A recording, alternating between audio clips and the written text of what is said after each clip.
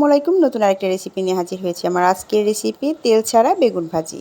খুব সহজেই তেল ছাড়া বেগুন ভাজি করে আপনাদের দেখাবো।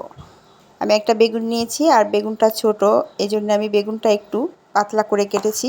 তো অবশ্যই আপনারা বেগুন ভাজি করার জন্য একটু মোটা সাইজ করে কেটে নেবেন। তো পাতলা করে কাটার থেকে একটু মোটা করে কাটলে কিন্তু বেগুন ভাজিটা ভালো হয়। তো আমি যেহেতু বেগুনটা ছোট, এজন্য একটু পাতলা করে কেটে নিয়েছি। তো এখন লবণ দিয়ে বেগুনটাকে ভালো করে মিক্সড করে নেব। আর বেগুনের সাথে লবণ যদি মিক্সড করেন তাহলে কিন্তু বেগুনটা অনেকটা সফট হয়ে যায়, আর ভাজার সময় কিন্তু তেলও অনেক কম লাগে। তো এই পর্যায়ে আমি লবণ দিয়ে আর হলুদ দিয়ে বেগুনটা ভালো করে মিক্সড করে নেব। তো আমি এখন একটু হলুদ ছিটিয়ে দিচ্ছি, আর হলুদও এর উপরে সুন্দর করে ছিটিয়ে এখন মিক্সড করে নেব।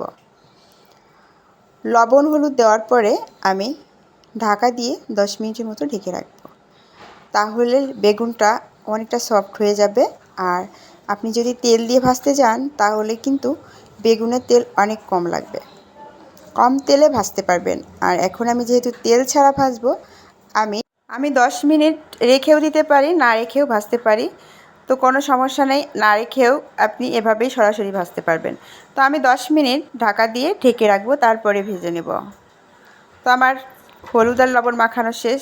এ পর্যায়ে আমি 10 মিনিট ঢেকে দিচ্ছি। 10 মিনিট ঢেকে রাখার পরে দেখবেন বেগুনটা অনেকটা সফট হয়ে গেছে, আর আপনার ভাজা খুবই সুন্দর হবে, তখন বুঝতে পারবেন।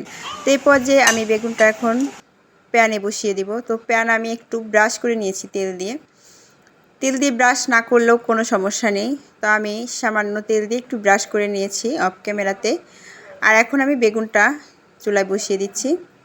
তো দেখতে পাচ্ছেন আমার প্যানে কিন্তু কোনো তেল নেই। আমি এভাবে বেগুনটা দিয়ে দিচ্ছি।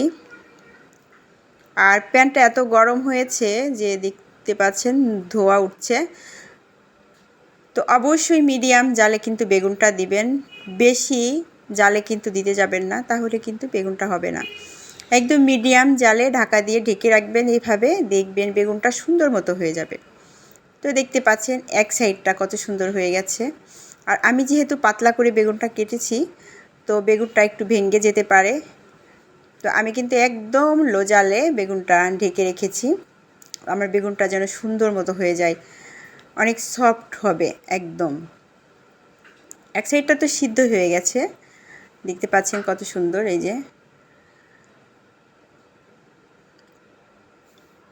এখন আমি উল্টিয়ে আবার ঢাকা দিয়ে ঢেকে দিব। ঠিক 5 মিনিট ঢাকা দিয়ে ঢেকে রাখবো, যেহেতু আমি লো জালে দিয়েছি। 5 মিনিট রেখে দিব। দেখুন 5 মিনিট রাখার পরে বেগুনটা কি হয়েছে, একদম সিদ্ধ হয়ে কিন্তু ভেঙেও গেছে। বলছিলাম না আমার মানে বেগুনটা একটু পাতলা করে কেটেছি, যার কারণে বেগুনটা কিন্তু একটু ভেঙে গেছে। তো দেখতেই পাচ্ছেন কত সুন্দর ভাজি হয়ে গেছে, দেখে তো মনে হচ্ছে কিন্তু তেল দিয়েই ভাজা বেগুনটা, খুবই ভালো লাগছে কিন্তু।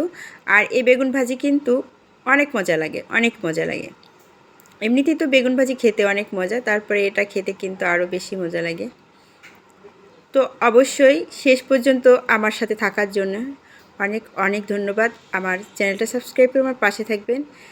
আর আমার ফেসবুক পেজ থেকে দেখে থাকলে অবশ্যই আমার পেজটাকে ফলো দিয়ে পাশে থাকবেন। সবাই অনেক অনেক ভালো থাকবেন। আজ এই পর্যন্তই। আল্লাহ হাফেজ।